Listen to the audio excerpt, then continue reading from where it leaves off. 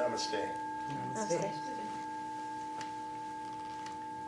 My new little toy. I thought that was one of those, Very bad idea.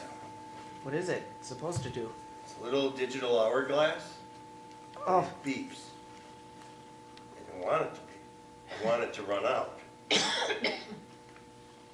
So I don't know what to tell you. That's digital beeps. Apparently so. And then I tried to plug the little hole, and it turns it that it beeps out the cracks. You can cover the hole all you want. Which may be a metaphor for life. I don't know. Miriam's losing it. There it comes now. See, I've got the hole covered. 2 seconds. Son. Anyway, there's a battery in there somewhere. Anyway. That is a metaphor for something. Something, a lot of things perhaps. If it's uncontrollable. Bravo. To blend drizzling sand with digital beeping and detection. Yeah, and you can't find, I looked for hourglasses online. They're in the games, you gotta buy a full Yeah, one. and I need one that's 1 minute long, so I I don't know. just like But, crooked socks.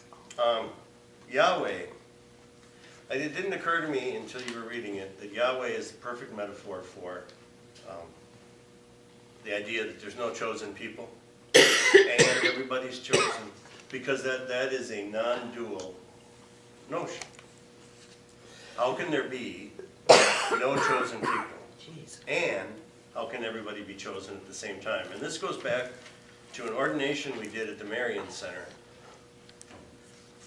We were ordaining our friend Gerardo to the diaconate in the chapel. Ah, yeah. And one of the ladies that was with us at the time as a deacon was dingy. I mean, there's flighty, very nice. With the lovely blonde hair. Yes. But, and she got a reading that had Yahweh in it. And she was raised Lutheran. And so she'd never been exposed to Yahweh, because you probably have to come across the Jerusalem Bible to get a whole lot of Yahweh in your life. And she said to me beforehand, how do you pronounce this? And I said, well, think of it this way. There's no way. And then there's Yahweh. It's good old Milwaukee, Yah there, right? Yeah, Harry. Yahweh. The opposite of no way. Got it? Got it. Good. Okay. And I even had it phonetically spelled out in the text of the reading. Yah, Y-A-W-A-Y, in parentheses after Yahweh. So she's reading along, she gets to it, and she says, Yehu God. Yeah, I know, that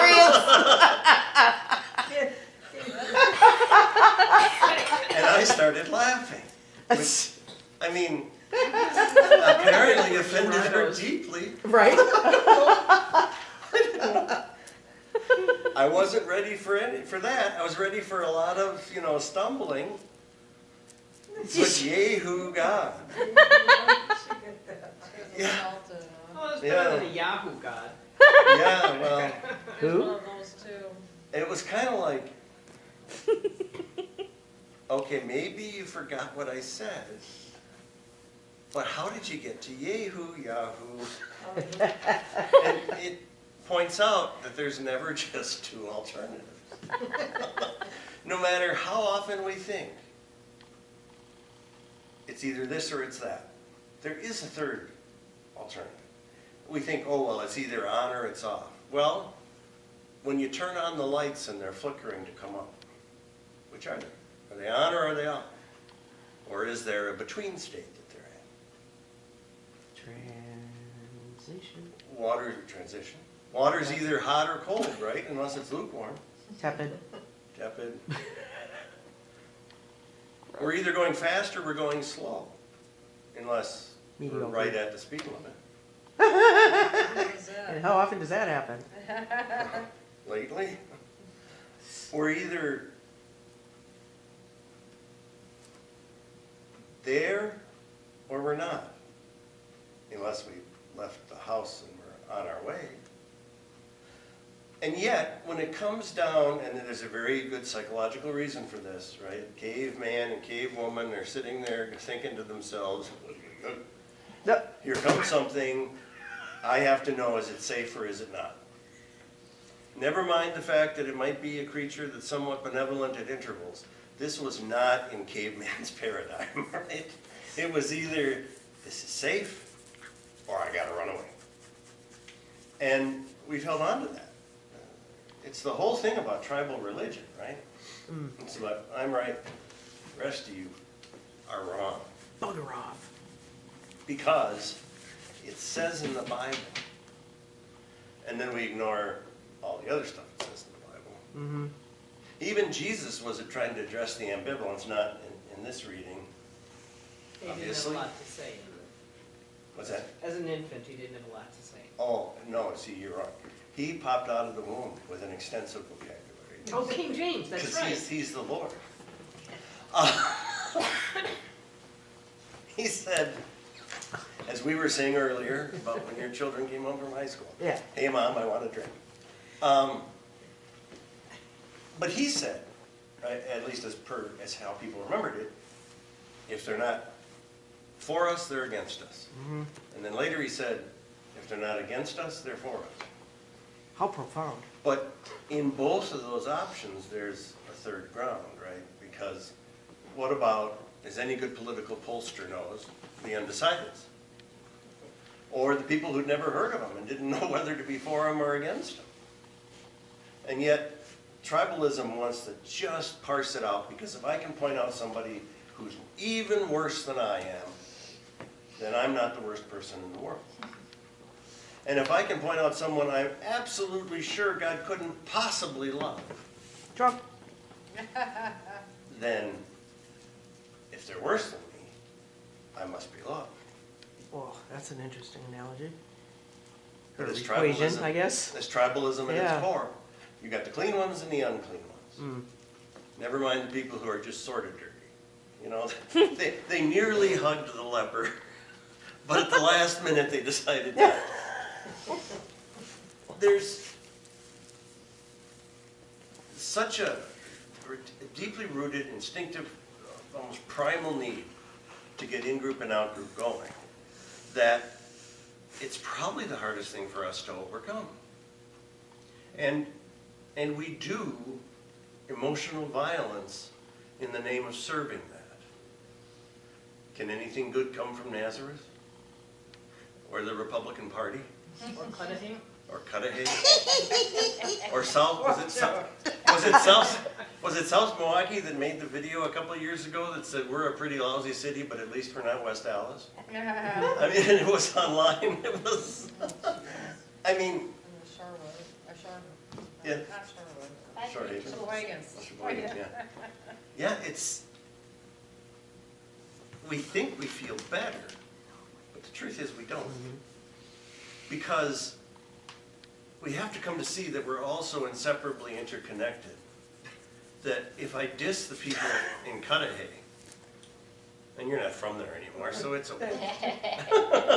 If I spend all my time beating up on the people from Cudahy, what in the world am I going to do if I find myself in Cudahy in need of assistance? If I really believe that, I guess I have to just throw in the towel and say, well, I'm done. If you believe that, though, why are you in Cudahy? Well, sometimes, much like in ancient Israel, the only way to get from the north to Jerusalem was to go through Samaria. And to go around it required an extensive detour. Through Cudahy. Yeah. And so, or maybe I just like El Caminos and want to go to the only place people still drive. That is true. The other problem is we have this thing that Ram Dass talks about, where, and he hints at it, he dances around it a little bit, but it's like we want to argue about who's more oppressed.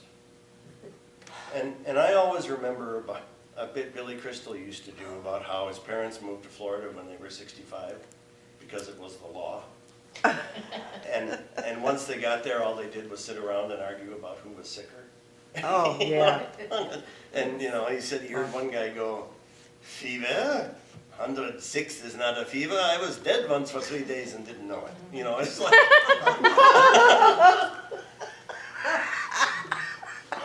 what exactly comes of that? Doesn't good. And I have to say, Matt Lauer, what did he do that said that his wife and his children don't get to eat? Because when we say in our anger, he needs to go, that's okay. But when we follow it up with, he should never work again. We forget that there are people intimately connected to him and probably financially dependent on him, at least until the divorce is final, He's got millions. who are impacting as well. And do we really mean that somebody should never work again? And if we say that, are we willing to put them on public assistance?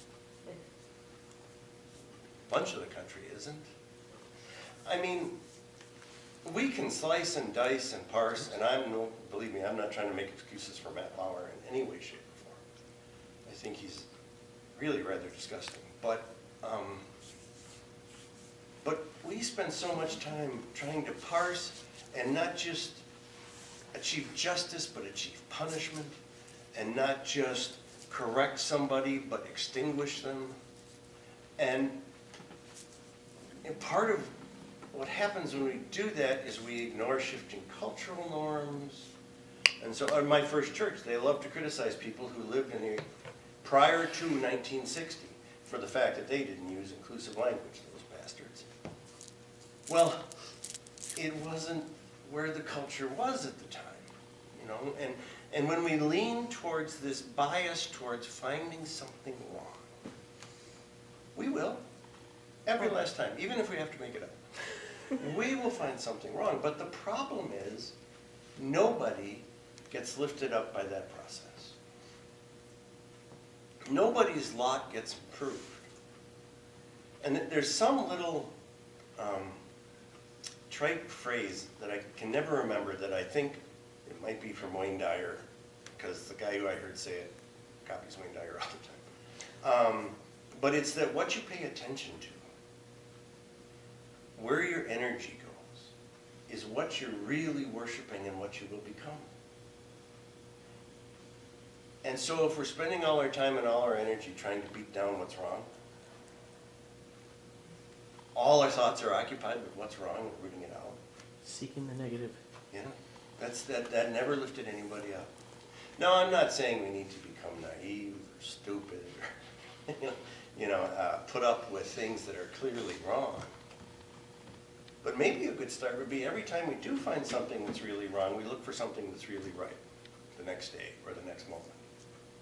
Every time we do find something that divides people, we look for something that brings people together, so that we move more towards this balance and this understanding that there's no such thing as a person who doesn't have any redeeming quality. Jeffrey Dahmer was a hell of a cook.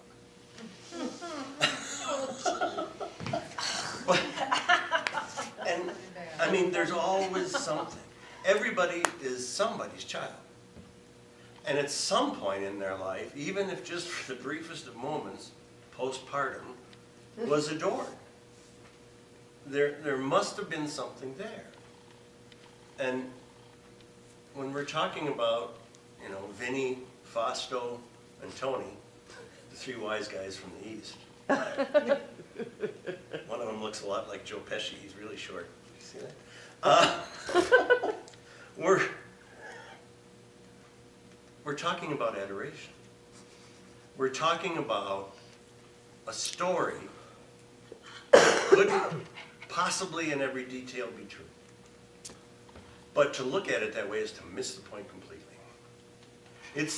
I believe it's a story about, and the reason it couldn't be true is that if a star didn't move and always hung in the east, it would mean the earth wasn't rotating on its axis, and the wise men could have floated to Jerusalem, or to Nazareth, where he probably really was born, but we can say Bethlehem, wherever. The point is that there's enough good in the world that people can be inspired to drop what they're doing and go see it. And that alone should be enough to say it's not completely hopeless. It's not a matter of extinguishing the problem. It's probably much more a matter of loving the problem into wholeness. Or not.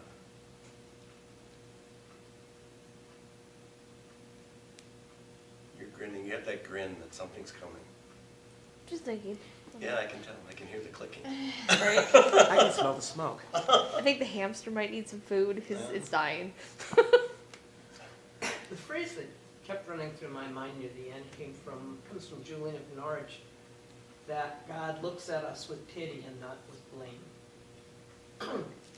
And if we can look upon others with compassion rather than condemnation, and I think in my ministry where I'm constantly trying to help my elders kind of broaden, because you're right, it is so easy. The other phrase that comes to my mind is where St. Paul says, whatever is noble, whatever is lovely, whatever is worthy, look at these things, and the peace of Christ will reign in your heart. Nobody's heart has been filled with peace because of how many people they can bitch about, or how many people they can say are, horrible and belong out of their life. So, What comes to my mind is I recently read the book I Am Malala, speaking of the Taliban. Wow, you talk about beheadings and executions, and then trying to find something good in that. It's kind of hard. I know you don't have to dwell on that, and Malala was, awarded the Nobel Peace Prize for, and a very big advocate for women's education, and that's all good, but it's hard sometimes, I guess, to find the good in that. And I don't think it's always a straight line either. But on the other hand, and I'm not suggesting that this justifies what happened, the world now has a powerful advocate for women's education, much more awareness of the kinds of things that are going on. I can't remember if it was the Buddha or Gandhi, same difference, Yeah. who said hatred is never solved by hatred but by love alone. And I think about That's Gandhi. when I was That a was little Gandhi. kid on the playground. Yeah, Was it Gandhi? it Yeah. was. When I was on the playground as a kid, some kid comes over and kicks you in the shins. And with a child's mentality, you say, I'm going to get that guy back. I'm going to wait till I can kick him somewhere. And get away with it. And nobody will see me. And I'm going to kick him harder than he kicked me. And so if you go ahead and do that, then he says, can you believe that guy did that? I'll tell you what I'm going to do. And it just Perpetuates. And it's normal thinking, I think, for a third grader. Yeah.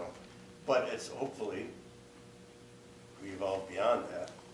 Not everybody does. unless your button is bigger than somebody else's. That was, yeah. Having just started listening to that book, yeah. But if we get to, okay, why did this person do that?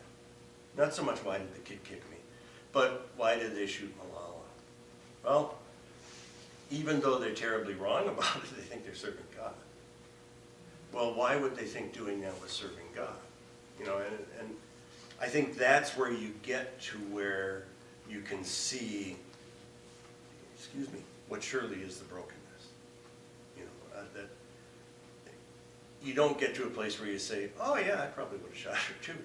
But you start to see how somebody gets that way. And there's actually a really good book by Jessica Stern she's written a couple about the Middle East and terrorism. She's a crazy woman. She's a Jewish woman who decided to march off and go meet with terrorist leaders in the Arab world. She's got a pair, hey? Oh, yeah. But, she talks about how it's this pattern of disenfranchisement, about how these people that lead these movements, if you have a son that becomes a member of the Taliban, for example, his parents will get an endowment from a terrorist organization, and if he's killed, they'll be paid for life. And so they don't, it's not really that different from a kid who's in the hood and says, I gotta sling drugs in the corner, because there's just not any other money to be had. And I think if you look at that, then you start to say, well, what are we as a world, or the West as a culture, not doing? Or, worse yet, what are we actively doing to create that situation?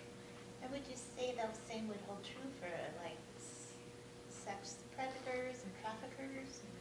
Well, they're traffickers, I'm not so sure. Predators, you know, in the end, that's a psychiatric disturbance. And it's usually a result of their own prey, when they were the prey, when they were younger. Somebody, Cycle continues. yeah. So, I feel sorry for that. And I would I never find, suggest that, you know. or let me say it this way. I would suggest that everybody is absolutely 100% responsible for their own feelings, thoughts, and behavior. But to say that somebody who's psychologically broken is irredeemable, they may not have a very good prognosis. And that's what they say about this. Right. Hitler and Stalin, they're irredeemable as well. Hitler? Maybe? I think there are some that are just evil. But, you know, we want to point fingers. And this is where I get myself into. What he did was terrible. What he wanted was Camelot. And he had a lot of messed up, I think he had a lot of psychiatric issues. And, you know, but there is that other flip side. I am one that will find sympathy for the damn devil. Because, you know, there's more to it. It's not just, we look at people like that as black and white. We don't see all the gray. And, you know, and we are so quick to be like, look at what they did. We don't want to say, look at what we did, you know. Oh, I can say what I did. No, I mean, I'm just saying, like, our Cultures. government as a whole and whatnot, you know, it wasn't just Hitler that did that, it was a lot of Germany. He may have been the one, but he didn't pull every trigger. He didn't push every button to gas them. There were other people who were involved, and so I think I'm not saying that that man wasn't terrible, but.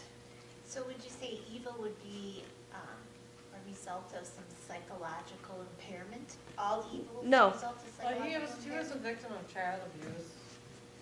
But I mean, there's so many. I think it's different- complex. I was thinking the human being is very complex. I don't think we can figure it all out. Only God can. And see that, and I think that's really important. I think that a lot of evil is a psychological problem. Psychopaths, no conscience. Yeah, and but there's, you know, a lot of us, if there is an original sin, which is different from saying there is original sin, but I think it's the human tendency to get ahead at the expense of other people. To get ahead at the expense of other people. That's definitely capitalism. Yeah. So, and there's evil that comes out of that. And I don't think that's a psychological disorder. I think it's a lack of right view. It's a distorted perception. But wouldn't you say that the desire to get ahead of other people would be part of our human instinct, survival? Very much. Very much. I'm going to run faster than you because the bear will catch you and not me if I run faster. Yeah. Or in the myth of Cain and Abel, God liked him better than me, so I'm going to get him. So I'll kill him, and then I'll be number one. Someone say you something. No. There's, I think the thing we need to fight is that, Instinct? and the getting in. Because instinct served us at one point, but it doesn't always continue to serve us. I'm not caveman anymore. Right. You know, you don't, hopefully men aren't taking the club out. I forget what cartoon they did that, bop some woman over the head and drag her back to the cave, and that's how you get a wife. Pebbles and Bam Bam Flintstones? Maybe. But, and that's also the challenge, because can reasoning overcome instinct? Should it? Should it? If instinct isn't serving very well, yeah. You know, Because the, instinct is a basic fight or flight. There are situations about- where your instinct are going to take over no matter what reason says, Mm-hmm. because you are wired that way. It is survival, and there are. Right. And I always tell my daughters, when you're walking down a dark alley and you feel something was wrong. oh, well, I call that trusting your gut. Yeah, I'd say That's intuition. So that sounds like. No. That's intuition. Instinct is a reaction without a thought behind it. It's just like if someone jumps at you and goes boo, you instinctively jump. All right, you know, I take Roxy, our dog, who's fixed, to the dog park, and some male dog who's also fixed decides he needs to hump her. That's instinct, because, you know, and it's no longer serves its purpose because nothing's gonna come out of it. Yeah. No, How come species are allowed to be homosexual but people can't? I wasn't aware that people couldn't. Exactly. I mean, in the overall scheme of the American way. I really have I do have a difficult time, and I'm trying really hard in my brain to find anything redeemable about Mr. Trump. Okay, and here's where I'm going to say this. There was a young boy who was very, very deathly ill, and I can't believe this man did this. And he needed to fly, like, across the country for the treatment that would save his life. And no airline would allow him on there. And so Trump used his own private jet Oh, that's a to good fly story. this boy. And Okay. that He's got really, some redeemable I know, and that, Yeah, I see, hate that that there's really helps. But redeemable, he did but it for PR. He didn't do it because he cared. He But did nonetheless, it was, the end and it was, result. but it was before he was president too. It Yeah, but was, he's always been Donald Trump. But if you do the right thing for the wrong reason, you still did the right thing. Yeah, I mean, that's it's not true. as good as doing it for the right reason. yeah. And there's also stories that Trump had a pretty horrific childhood. Oh, did he? Pretty much ignored by his parents, rejected, not nurtured. You know, dad was busy doing the business, and I forget what mom's deal was.